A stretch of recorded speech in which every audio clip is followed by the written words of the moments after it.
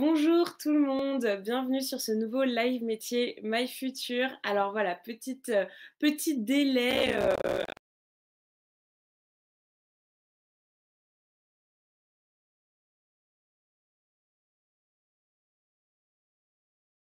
mais bon, c'est pas grave. En tout cas, je suis très contente de vous retrouver. Donc je me présente, moi je m'appelle Marion et aujourd'hui, pour ce live, on sera en compagnie de Sébastien. Sébastien, est-ce que tu nous entends bien? Oui, je vous entends très bien. Bonjour tout OK.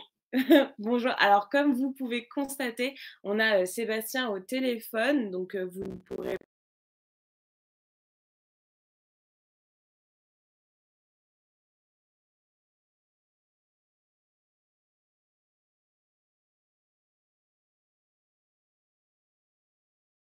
ça va être très cool. N'oubliez pas de vous référer au chat si jamais vous avez nos modés commentateurs voilà, qui viennent vous faire des résumés de ce qu'on dit, qui viennent vous expliquer un petit peu les choses que vous auriez éventuellement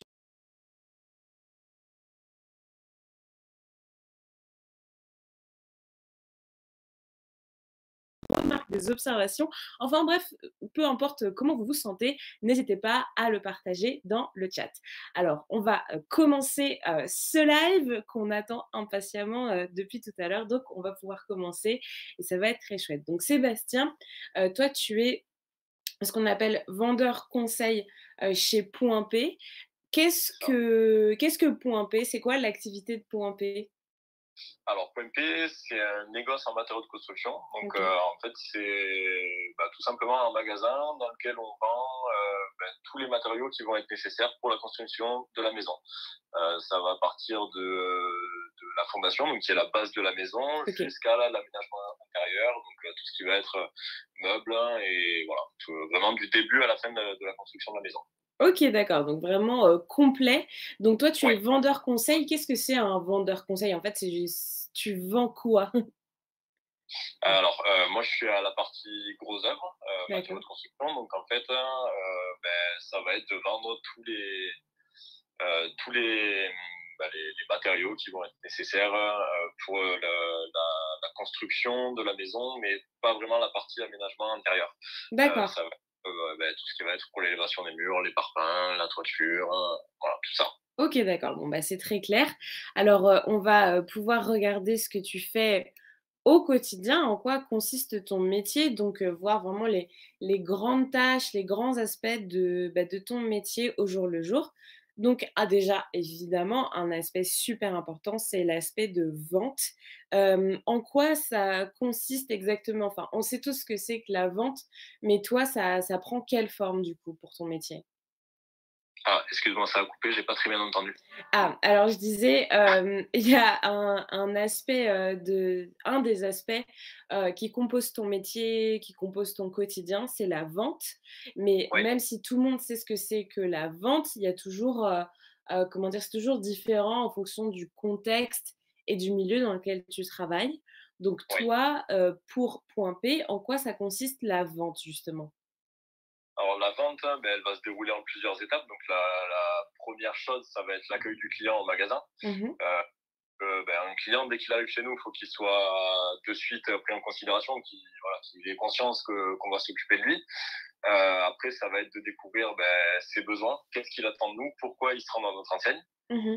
Et après, en fonction de ça, ça va être à nous de lui proposer les bonnes solutions en, en faisant appel à notre connaissance technique. Et si jamais on n'a pas les connaissances qu'il faut, en se renseignant auprès des fournisseurs. D'accord. Et ça va être de lui présenter les tarifs enfin, voilà, savoir ce que la solution, savoir combien ça va lui coûter. OK. Voilà, ça va être les quatre étapes principales pour la vente chaîne. OK, donc évaluer un besoin, trouver des solutions et donner un tarif pour ces solutions, quoi, en gros. Exactement. Et du coup, c'est quel type de client auquel tu as affaire?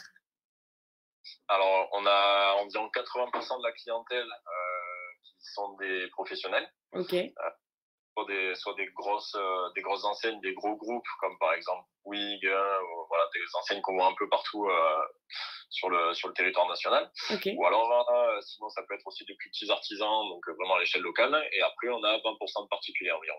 D'accord, donc des gens comme, n'importe qui, comme moi par exemple, qui peuvent venir dire, «Je veux faire des travaux dans ma maison» ou quoi, qui viennent chez Point B? Ouais, c'est ça, tout à fait. On est vraiment ouvert à tout le monde, on fait pas de différenciation entre les clients. Ça peut être très OK. bien le très gros groupe, qui fait, que de la construction de maisons, qui fait que ça à 100%, comme, le particulier qui vient parce que, il veut faire un petit muret devant chez lui ou même changer une fenêtre ou un volet, voilà, ça on fait vraiment de tout. OK, bon, bah, c'est hyper clair, moi, ça me donne envie. Si jamais j'ai des travaux, je sais où aller en tout cas. Ouais, n'hésitez pas, ouais. Alors ensuite, bon, on a un autre aspect, on va regarder un 4 aspects de ton métier. Donc un second aspect, c'est la mise en rayon des produits. Mais, quand on pense mise en rayon, on pense à un supermarché ou par exemple. Mais en fait, dans les négoces de matériaux, tout est beaucoup plus grand, non? C'est beaucoup plus important, les rayons? Alors c'est pas forcément beaucoup plus grand qu'un supermarché. OK. Heu, heu, En fait, ce qu'il faut savoir, c'est que là, sur le magasin où je travaille, on a toute une partie libre-service qui est assez conséquente parce qu'on est le plus gros magasin de Toulouse. D'accord. Heu et après sur les autres magasins pointés, ça peut être beaucoup plus petit. OK. Donc pareil à un supermarché ou même un petit commerce de proximité, ça va pas forcément être plus grand. Par OK. contre, ce qui fait la différence, c'est ce qu'on appelle le parc, donc ce qui va être à l'extérieur. Mmh. Où là, on va entreposer les sacs de poudre, hein, des parpaings, enfin tout ce qui va être assez volumineux. Mmh. Euh, Ça, par contre, ouais, c'est des parcs assez conséquents. D'accord.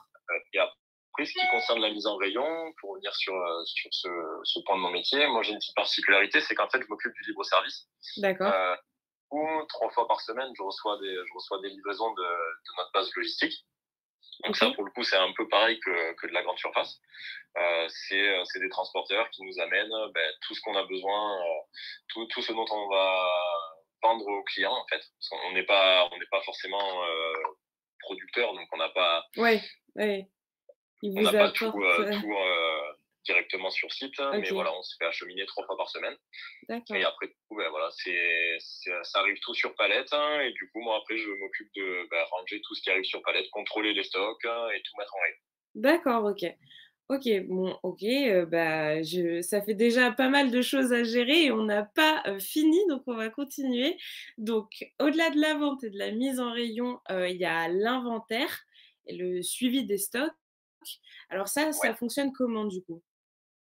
Alors, en fait, hein, pour avoir un magasin propre et qu'on soit à jour, parce qu'on a aussi de la vente par internet, Mmh.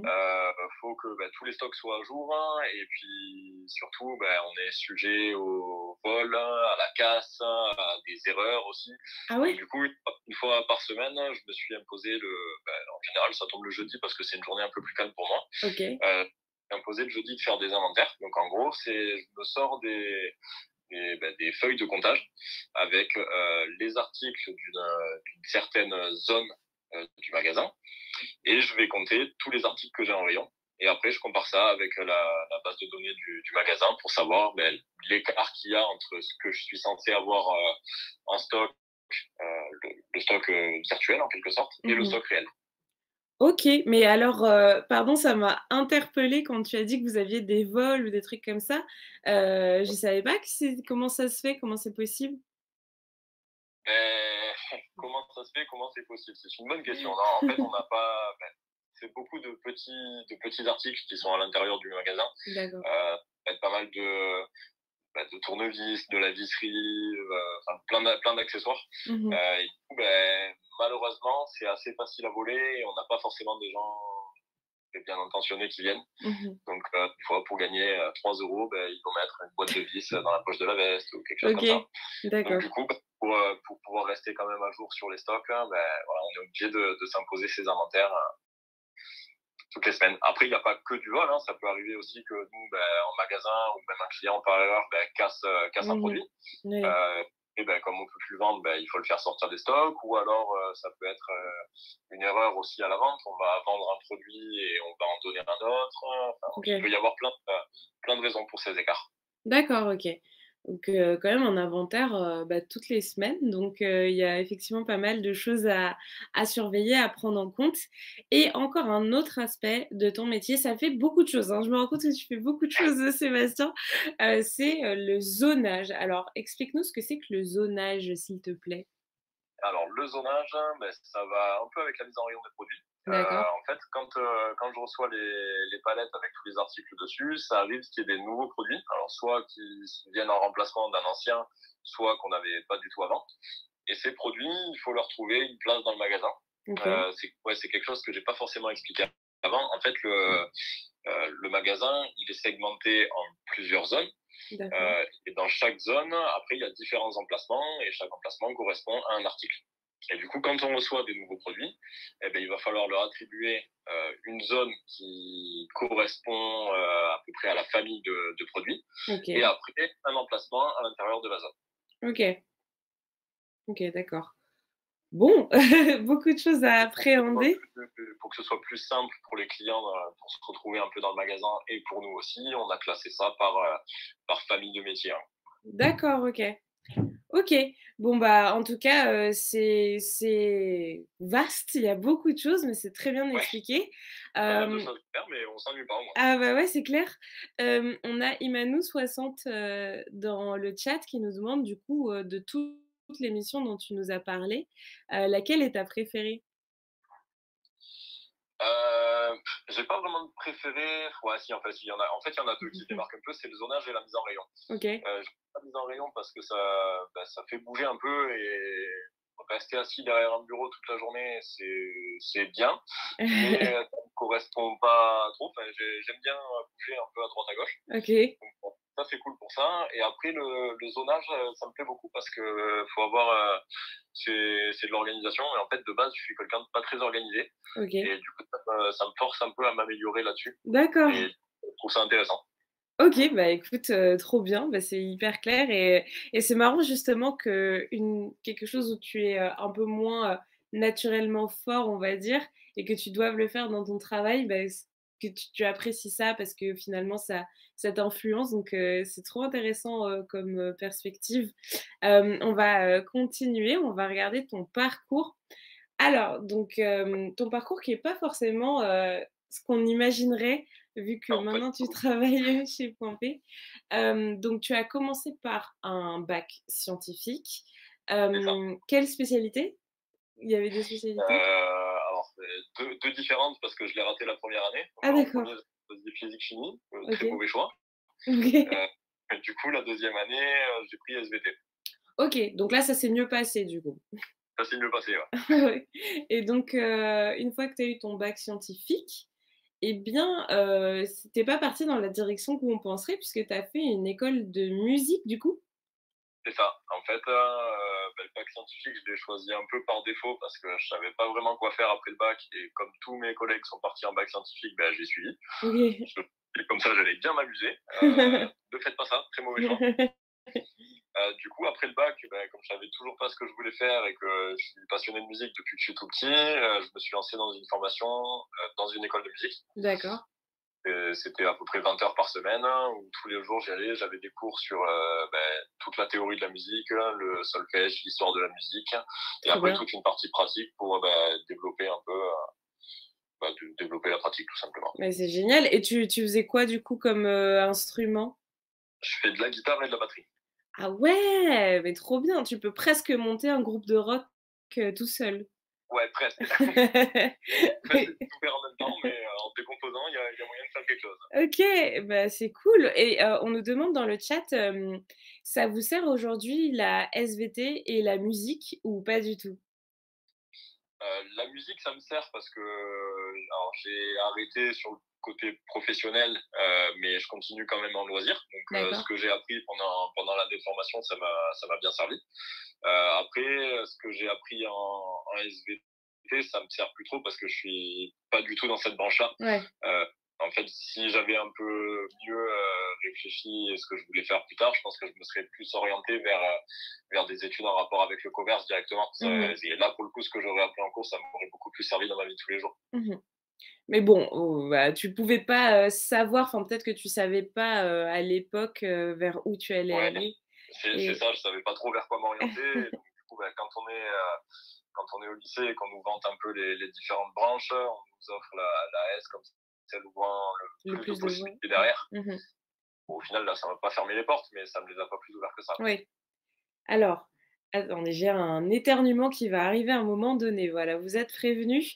Donc après ça, après ton école de musique ou pendant ton école de musique peut-être, je ne sais pas, tu as eu un emploi saisonnier qui est devenu Ouais. après ton emploi à plein temps. Donc qu'est-ce que tu faisais du coup? Alors, en fait, je travaillais chez un agriculteur. En fait, j'ai commencé ça pendant le lycée. D'accord, Au début, enfin, j'ai commencé ça pendant ma deuxième terminale. En fait, quand j'ai raté mon bac la première année, du coup, la deuxième année, il y a certaines épreuves que je n'ai pas été obligé de repasser. OK. Du coup, j'allais pas au cours de ces matières et ça me libérait pas mal de temps dans la semaine. Mmh.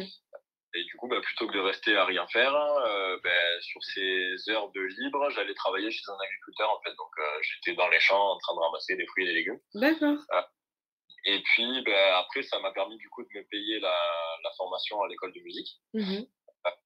Et j'ai continué en même temps à travailler en plus de l'école de musique, j'ai continué à travailler. Et OK. en fait, après l'école de musique, une fois que la formation était terminée, l'emploi qui était saisonnier au départ, enfin, qui était vraiment pour gagner 4 sous histoire de me payer ma formation, au final, j'ai continué à temps plein là-dedans. OK.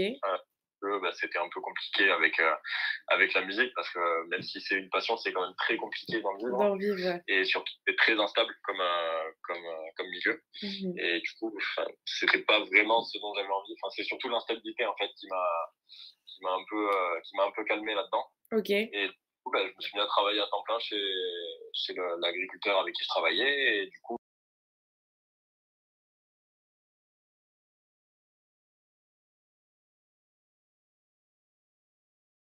c'est à vendre les premiers trucs et c'est ce qui m'a habitué à l'étrier un peu. D'accord, pardon, donc ça a un peu coupé le son. Donc en fait, c'est chez, cet agriculteur que tu as découvert l'aspect vente, on va dire, parce qu'il y avait aussi un point, vente, pas que, agriculture, on va dire. Et donc du coup, c'est ça qui t'a un peu donné, le goût, de la vente. Donc et ensuite tu as fait un BTS en alternance. Alors du coup, tu es partie, vers le commerce à partir de ce moment-là, c'est ça? Ouais, c'est ça. En fait, hein, du coup, j'ai travaillé quelques années chez cet agriculteur et après, en fait, j'ai voulu déménager pour suivre ma compagne. Et en fait, quand je cherchais du travail avec juste mon petit bac, je trouvais pas grand-chose. Mmh. Donc, c'est là que je me suis motivé à reprendre un peu des études. Et je me suis dit, là, pour le coup, à reprendre, autant faire quelque chose qui va m'aider, qui va me servir pour plus tard. Mmh. Et en cherchant les BTS, c'est là que j'ai découvert NRC, donc négociation et relations clients. D'accord. Et le fait d'avoir commencé à travailler, je me sentais pas vraiment de retourner toute la journée derrière un bureau et à faire vraiment Ouais, que des cours pendant 2 ans. ouais. Et puis, il y a le côté financier aussi, parce que quand on s'est habitué à avoir l'indépendance et à avoir un salaire, c'est compliqué de revenir à zéro. Ouais, c'est sûr. Donc, du coup, le pôle d'alternance s'est fait un peu comme ça. Et après, en trouvant mon école, c'est eux qui m'ont aidé à trouver une entreprise. Et c'est là que j'ai été orienté vers Point P et que du coup, j'ai été ouvert le poste que j'ai aujourd'hui. OK, trop bien, enfin, hyper intéressant comme parcours du coup. On a, Laetitia dans le chat qui nous demande, penses-tu avoir développé des compétences pendant ces différentes expériences, qui te servent encore aujourd'hui? Différentes compétences.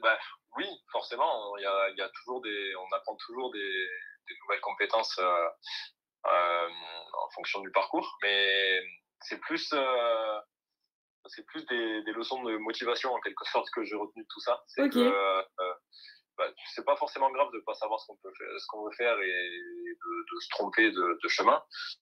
Au final, même si ça prend un peu plus de temps, on retombe toujours sur quelque chose qui nous plaît. C'est surtout OK. ça que j'ai retenu en fait de ce parcours un peu bizarre. Un peu atypique. Ouais, Ouais, bah, oui, c'est vrai, en fait, tu pas même si tu sais pas tout de suite ce que tu veux faire et il y a beaucoup de gens, hein, dont c'est le cas, hein, qui savent pas tout de suite ce ouais, qu'ils bien veulent sûr. faire, mais Faut, oui, tu trouveras faut toujours, essayer pour savoir ce qui nous plaît. ouais, c'est ça, exactement. C'est bah, après, il y a des personnes qui ont des vocations depuis, toujours et tant mieux, hein, ça tant mieux que ce soit le cas. mais il y a des personnes aussi qui ont besoin et qui ont envie d'expérimenter plein de choses et c'est bien aussi en fait. Faut de tout, Ouais, pour faire un monde quoi.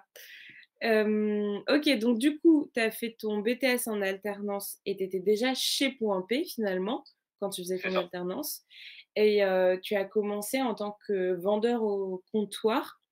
C'est quoi la différence avec ce que tu fais aujourd'hui? J'imagine que maintenant tu as peut-être plus de responsabilités ou je sais pas? Mais en fait, la différence principale qu'il va y avoir, c'est que vendeur au comptoir, il n'y a pas toute la partie mise en rayon, zonage, inventaire. En fait, D'accord. il y a plus le côté vente qui est développé. Mais en plus de la vente, ben, il y a tout ce qui va être s'occuper des chiffrages, des maisons. Enfin voilà, c'est faire tous les devis pour les chantiers. Mmh. Moi, c'est quelque chose qu'aujourd'hui, je ne fais plus trop, voire plus du tout dans le poste de vendeur libre-service. Mais par contre, vendeur comptoir, là, c'est vraiment, ça va être vraiment de la vente, de la saisie de commande et de saisir tous les devis. D'accord, OK et au niveau, entre guillemets, des salaires et du niveau dans l'entreprise, est-ce que c'est au même niveau? C'est payé pareil? C'est pareil ou est-ce que c'est un cran au-dessus ou? Non, il y a pas vraiment de différence entre les deux au niveau du statut ou du salaire. Après, c'est juste les missions qui vont être différentes. OK, d'accord. On a Camille qui nous demande, dans le live, dans le chat pardon, qu'est-ce qui vous a plu chez Point P pour continuer à travailler dans cette entreprise? Donc du coup, après ton alternance?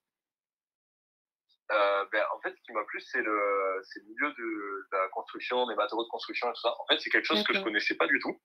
Et le fait de me retrouver là-dedans un peu par hasard, ben, j'ai appris à aimer le milieu et le contact avec les gens aussi. C'est un peu différent du contact qu'on peut avoir dans d'autres enseignes. D'accord. C'est beaucoup plus naturel, je dirais. OK, c'est moins formel, moins, Ouais, ouais, ouais, ouais, voilà, ah oui. c'est même si les gens on les connaît pas, ben, tout le monde se tutoie. Il y a une bonne relation avec les clients de suite. C'est vraiment pas, il y a vraiment pas de prise de tête en fait entre les clients et les vendeurs.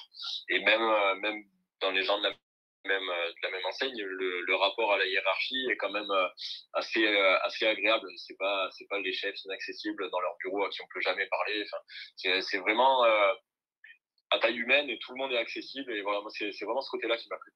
OK, alors on a des questions qui se bousculent dans le chat.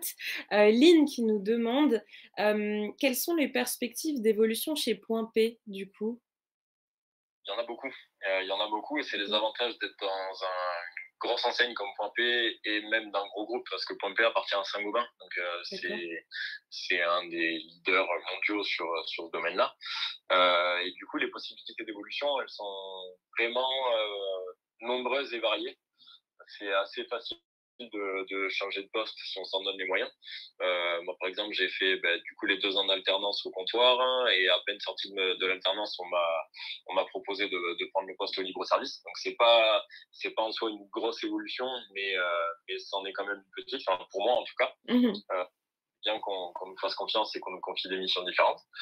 Et après, il y a énormément de postes différents, que ce soit à la vente, que ce soit les commerciaux sur la route, que ce soit le parc, les chefs d'équipe, les chefs de parc, les chefs d'agence. Enfin, voilà, il y a Mmh. énormément de possibilités. Et après, ben, c'est en fonction des moyens qu'on se donne et de l'expérience qu'on va avoir au travail qu'on va pouvoir évoluer ou non. OK et on a, Mikado qui nous demande: «Est-ce qu'il y a des clients plus embêtants que d'autres et est-ce que, parfois, il y a des besoins auxquels, bah, tu ne sais pas, répondre?» Il y en a forcément toujours. Des clients plus compliqués que les autres, ça fait partie du métier. Après, il faut quand même pas oublier que sans les clients, on n'a pas de travail. Mmh. Donc, même s'ils sont compliqués, il faut quand même faire bien attention à ce qu'on dit, à ce qu'on fait, et vraiment essayer de ne pas faire de différence entre les clients, en fait. Mmh. Parce que l'image du magasin en dépend. Et surtout, ça va très vite après. Donc, s'il y a un client qui se sent maltraité quand il vient à notre magasin, il va en parler autour de lui, ça va Ouais. créer de la mauvaise les clients ne viennent plus, après, bah, nous, on vend beaucoup moins. Et la vente, c'est le cœur du métier, quoi. Donc, Ouais. faut bien faire attention à tout ça. OK. Après, la deuxième partie de la question, je l'ai oubliée, pardon. Est-ce qu'il y a des besoins parfois, auxquels tu ne sais pas répondre? Oui, aussi, mais après c'est normal parce qu'on peut pas il y a tellement de choses qu'on peut pas tout savoir. C'est Mais ce sûr. qu'il y a de bien, c'est que, ben, on apprend en permanence Mmh. et du coup, ben, quand on sait pas forcément répondre, ben, la chose à faire, c'est de, bah, prendre toutes les infos, du client, savoir exactement ce qu'il a besoin et après, bah, se renseigner auprès des industriels, des fournisseurs pour pouvoir apporter soit nous, soit le fournisseur directement une réponse, adaptée au client. Mmh. OK. Alors on va regarder la carte d'identité de ton métier, mais on va essayer d'aller assez, rapidement pour pouvoir enchaîner, sur la suite. Je vais te poser des questions sur, on va dire, des côtés plus pratiques, Ouais. de ton travail et tu essayes de me répondre de manière, assez succincte. Alors, est-ce que tu es amené à faire des déplacements professionnels? Alors, pas tous les jours, D'accord, mais ça m'arrive, pour aller apporter, par exemple, des machines en SAV chez des fournisseurs ou alors pour des formations. d'accord et du coup, tu restes dans la région, de Toulouse ou tu peux aller, vraiment n'importe où? Alors quand c'est par exemple pour apporter des machines en SAV, ça reste sur Toulouse. Après si ça sort de Toulouse, on affrète des transporteurs pour les amener. D'accord. Heu, Quand c'est les formations, ça peut être dans toute la région Occitanie, en fait. D'accord, OK. Quelle, belle région d'ailleurs, tu as bien de la chance, de pouvoir, voyager et bouger dedans. Donc au niveau des horaires, est-ce que tu as des horaires traditionnels ou est-ce que tu es amené, parfois à travailler, je sais pas, les week-ends, les soirées, les vacances? Alors en fait, les plannings pour nous, ils sont faits sur 2 semaines. Donc on va avoir une semaine, d'ouverture, donc une semaine qu'on appelle la semaine d'ouverture et une semaine, c'est la semaine de fermeture. Alors pour ma part, quand je suis d'ouverture, je travaille du lundi au vendredi et je fais des 7 heures, 16 heures. D'accord, Et après, quand je suis de fermeture, je suis de repos le lundi et je travaille du coup du mardi au samedi OK. et je fais 9 heures, 17h30. Et le samedi, 9 heures midi. D'accord, OK. OK, donc ça et c'est pas embêtant, cette variation d'horaire? Enfin, tu t'y es habitué? Ouais, on s'y habitue bien et ben, moi je trouve ça très bien parce que du coup ça permet d'avoir une semaine où alors oui on commence un peu tôt mais d'un autre côté en terminant à 16 heures, surtout là en ce moment qui fait nuit tard, j'ai l'impression d'avoir une après-midi complète Ouais, pour faire ce que je veux en dehors. ouais, Donc ça c'est et la semaine de fermeture, ben, ça permet de dormir un peu plus le matin donc c'est ouais. plaisant aussi. Et OK. puis ce qui est bien c'est que ben, une semaine sur deux du coup j'ai un week-end de 3 jours. Oui, c'est ce que j'étais en train de me dire. Ça, c'est pas mal, Ouais, effectivement. ça fait une semaine où je travaille le samedi matin et du coup j'ai samedi après-midi, dimanche de repos. Mmh. Et après, la semaine où je travaille le lundi, du coup, j'ai samedi, dimanche, lundi de repos. Trop bien. Alors comment tu définirais le relationnel, au moins, au point de vente où tu travailles? Enfin, si tu devais donner des adjectifs, tu dirais que c'est comment? Avec les clients ou avec les personnes avec qui je travaille? Eh bah, les 2. Bah, en fait, ça va pas trop changer entre les deux, parce que dans tous les cas, le relationnel, je trouve qu'il est très bon. Alors après, il y a forcément des exceptions. Euh, avec les clients, il y en a forcément avec lesquels il y a un peu moins d'affinité et où ça reste un peu plus professionnel. Mmh. Mais sinon, ouais, je dirais très bon. Ça nous arrive de créer des liens un peu plus que le simple client-vendeur. Trop bien. Et ça, maintenant, enfin, il y a des clients avec lesquels je suis devenu ami et on se retrouve maintenant en dehors du travail, hein, C'est génial, donc c'est vraiment cool. trop bien et donc du coup, toi, tu travailles plus souvent seul? Enfin, je veux dire, tu fais plus souvent des tâches où tu es seul ou tu es plus souvent en équipe?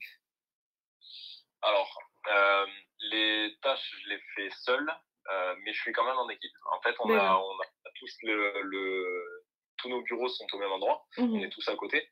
Donc, on a quand même l'interaction avec l'équipe. Et après, je sais que si j'ai besoin d'un coup de main dans mes tâches, ils sont là pour m'aider. Il n'y a aucun problème là-dessus. Mais après, le but, c'est quand même d'être le plus autonome possible et de faire mes tâches tout seul. D'accord. Hem, Ton environnement de travail, du coup, il ressemble à quoi? C'est un peu de bureau, c'est de l'extérieur, c'est des chantiers, c'est des hangars? Qu'est-ce que c'est? Alors, des chantiers, non. Nous, on n'y va pas. C'est plus les commerciaux itinérants qui vont sur les chantiers pour rencontrer les clients. Mais nous, en fait, notre lieu de travail, c'est un grand hangar en fait qui a été aménagé en magasin.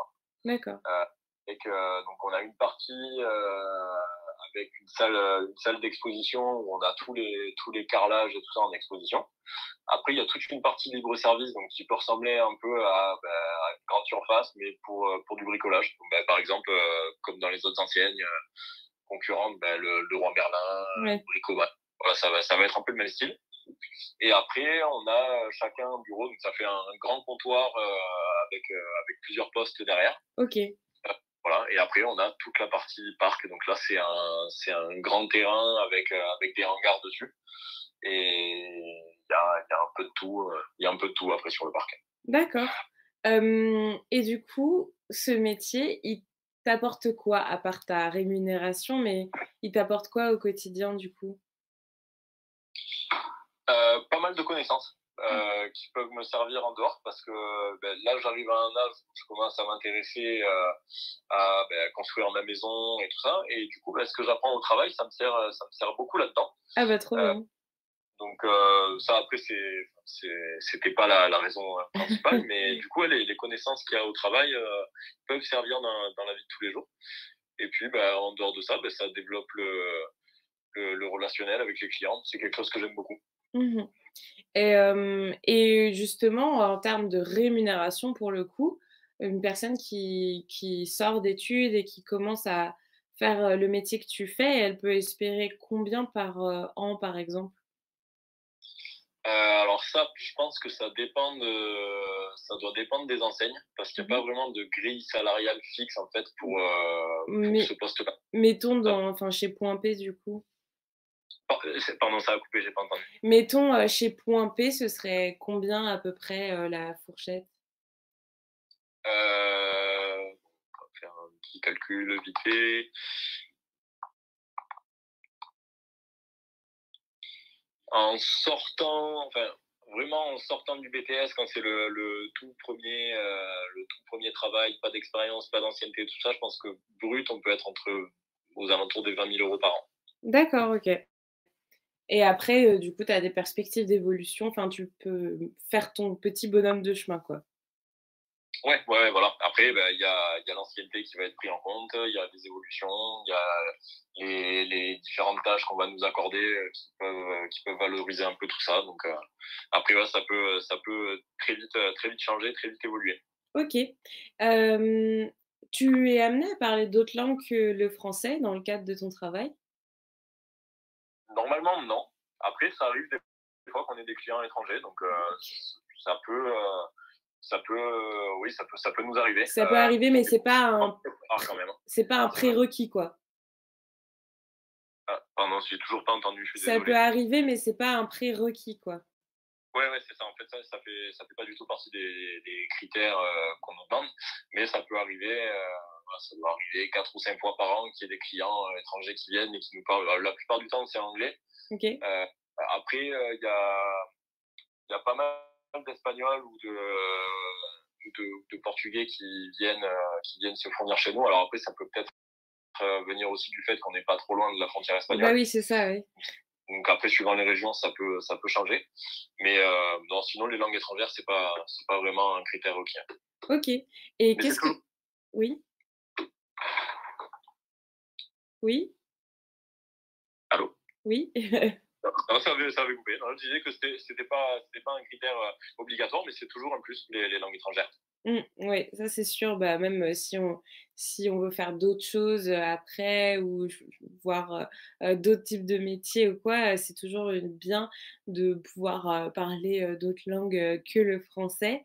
Et qu'est-ce que tu dirais, après on va passer à une autre partie, mais pour conclure cette partie-là, qu'est-ce que tu dirais, que sont les plus et les moins, de ton travail?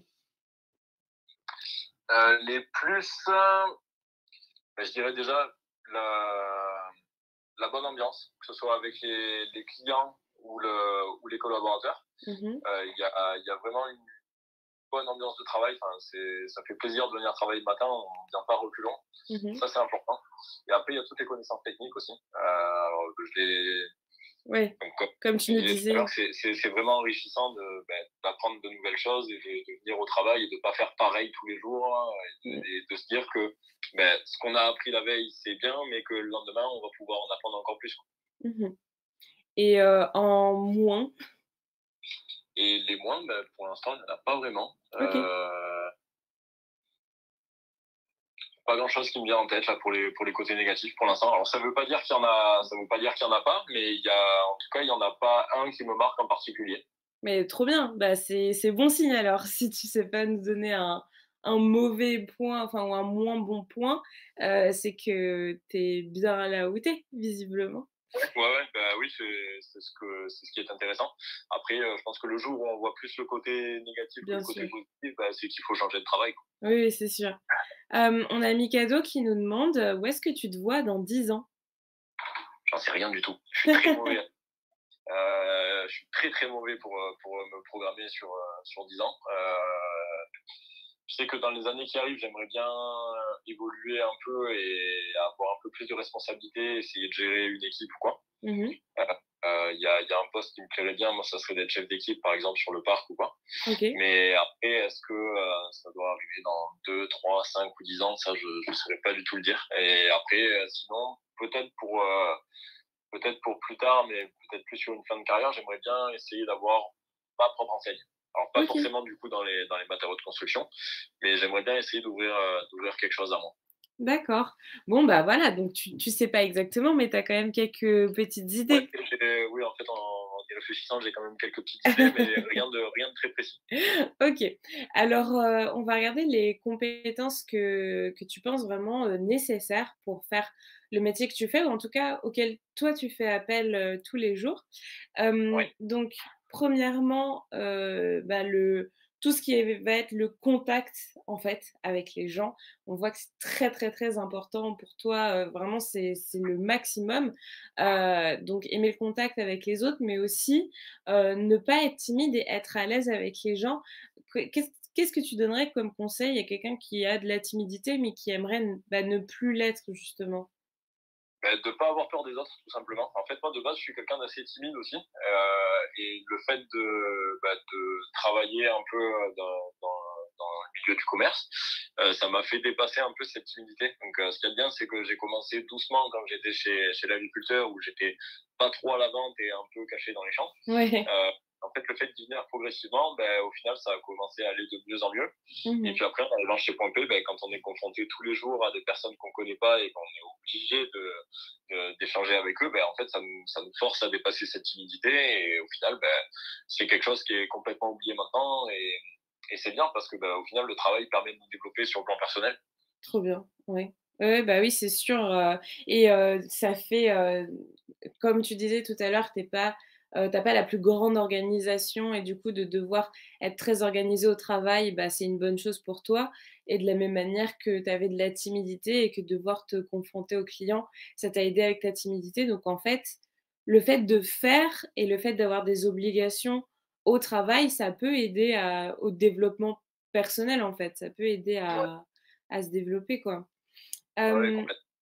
ouais, une autre, compétence, dont tu nous as parlé en fait, toutes les compétences dont tu nous as parlé, pour toi, elles sont très, très importantes, hein. On voit que tu as dit 100, 95, 90, donc c'est vraiment des grands chiffres. Donc à 95 pardon, quand même les connaissances théoriques et techniques pour être capable, de conseiller les clients. Comment est-ce que tu acquiers, du coup, ces connaissances vu que c'est pas forcément ta formation? Ces connaissances, en fait, on apprend un peu sur le tas quand on est comme moi et qu'on n'y connaît rien quand on arrive. On se forme avec les collègues qui ont plus d'expérience et qui du coup vont nous apprendre. On se forme aussi après sur le temps libre à la maison, la pause du midi, essayer de se renseigner un peu sur ce qui se fait et comment ça se fait. Euh, Moi, pour ma part, quand je suis arrivé, je regardais beaucoup c'est un peu bête, hein, mais beaucoup de vidéos sur YouTube sur les constructions de maisons, savoir comment ça Ouais. se passe, savoir les produits qu'on vend, comment ils sont utilisés après. Et après, il y a les fournisseurs aussi qui ont cette part de formation. Ils doivent nous apprendre à se servir des produits qu'ils nous vendent pour que OK. nous, après, on puisse être en mesure de retranscrire ça aux clients. Parce que quand ils arrivent chez nous, ils arrivent dans une enseigne qui se veut spécialisée. Donc, ils attendent des conseils précis et ils attendent une solution fiable. Donc, Mmh. on peut pas se permettre de dire n'importe quoi et faut être bien renseigné là-dessus. Mmh.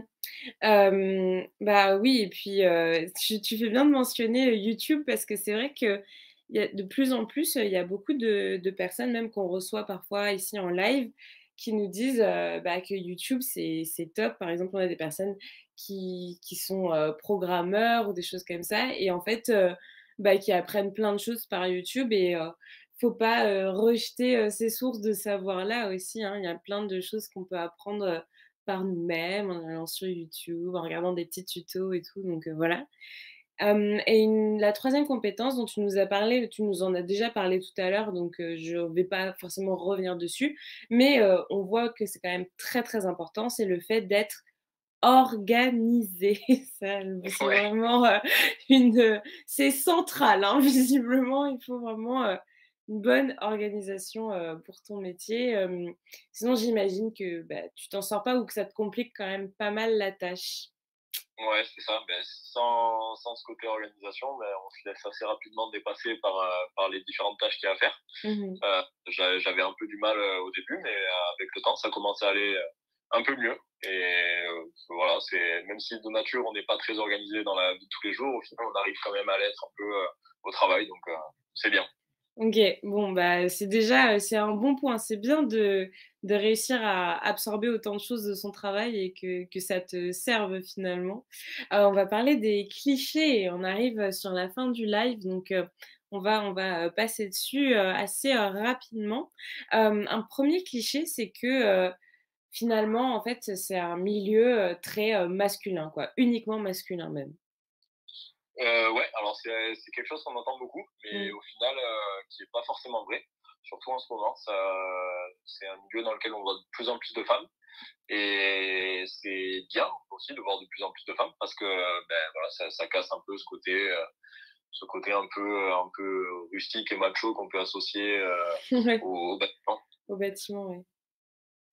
Et tu penses, que ça va continuer à se féminiser du coup ces métiers-là? Il faut que ça continue. Après, c'est aux futures générations et même aux personnes qui sont en poste maintenant à faire en sorte que ça continue à se féminiser. Mmh. OK. Bah, en tout cas, si vous êtes, une jeune fille et que, vous êtes intéressée, par le milieu, du bâtiment, vous mettez pas de bâton dans les roues et sachez que vous pouvez, tout à fait, travailler dans ce milieu-là aussi. Et un deuxième e cliché justement, bah, tu as employé le terme, hein, rustique. Le Ouais. contact avec le client est un peu rustique. Qu'est-ce que tu entends par là et pourquoi c'est un cliché? On entend souvent dire que ça, enfin, on entend souvent, oui, c'est dans l'opinion des gens, on peut se dire que des fois sur les chantiers, ça vole pas très haut et que c'est un peu rustique justement. Je trouvais le terme bien approprié, mais je Ouais. suis pas du tout d'accord parce qu'au final, on se rend compte qu'il y a quand même beaucoup d'ingénieurs qui bossent dans le bâtiment et que sans eux, les bâtiments ils s'élèvent pas. Et puis du coup, même si des fois ça se confirme un peu, c'est quand même plaisant parce que c'est pas prise de tête en fait. Ouais. Et c'est ce qui permet d'avoir un contact beaucoup plus naturel avec les gens. Mmh. Il y a pas de filtre quoi en fait. On reste nature comme on serait en dehors du travail. Là on est au travail et on est pareil. Ouais, c'est cool, c'est comme on disait tout à l'heure, c'est moins, formel, cadré, enfin, voilà quoi. Ouais, c'est ça. OK, bah, on est arrivé à la fin, du live. Sébastien, déjà merci beaucoup, d'avoir fait ce live avec nous, d'avoir pris ton temps pour, venir nous parler, bah, de ton métier et de ton quotidien. Avec plaisir. Merci à vous pour l'invitation. Et juste pour conclure, bah, si tu as un message que tu aimerais faire passer ou des conseils que tu aurais, pour, les élèves qui nous regardent actuellement, sur ce live, et bah, je te laisse, carte blanche, vas-y, exprime-toi. Ouais, ça va être un peu le même message qu'au début quand on parlait ma formation et du parcours professionnel, enfin et scolaire, Mmh. c'est de pas avoir peur de se tromper de voie au début. C'est pas grave de pas savoir ce qu'on veut faire ou d'aller dans une filière et de se rendre compte que c'était pas ça qu'on voulait. C'est au contraire, c'est bien d'essayer pour trouver ce qui nous plaît, quoi. Mmh. Ouais, c'est très bien dit. Je propose qu'on conclue, sur ces belles, paroles. J'espère, pour vous qui nous regardez, que vous avez apprécié ce live, que ça vous a parlé, que vous avez compris ce qu'on disait, que ça vous a intéressé aussi, peut-être appris des choses sur, le milieu du bâtiment. En tout cas, moi, j'ai trouvé ça, très clair, hyper intéressant et j'ai particulièrement aimé, le fait que Sébastien, tu n'aies pas, un parcours, linéaire et que justement, bah, on puisse, s'inspirer du fait que tu as touché à plein de choses, différentes et peut-être encore tu vas toucher à d'autres choses, dans le futur donc c'est vraiment cool. Merci, pour ta sympathie et ta bonne humeur. Merci à vous, d'avoir commenté, dans le chat. Ça nous fait vraiment plaisir. On aime bien, avoir des interactions, pendant qu'on est en live, c'est vraiment chouette. Mais, dans tous les cas, n'oubliez pas que vous pouvez consulter aussi les lives en replay, hein. Si vous les loupez sur le moment et ben c'est pas grave, ils seront, disponibles pour vous, sur nos réseaux sociaux et puis, voilà. Vous pouvez aussi nous retrouver, bah, sur d'autres lives avec d'autres métiers, d'autres professionnels. N'hésitez pas, si jamais, ça vous intéresse ou si vous avez encore, plein de questions et de professions que vous voulez découvrir. Je vous remercie à tous. Je remercie aussi la régie, Vincent, qu'on salue pour ce live, qui s'est déroulé, sans accroc malgré les petits problèmes techniques du début. Je vous souhaite une très bonne fin de journée et bonne continuation et à bientôt. Au revoir. Au revoir.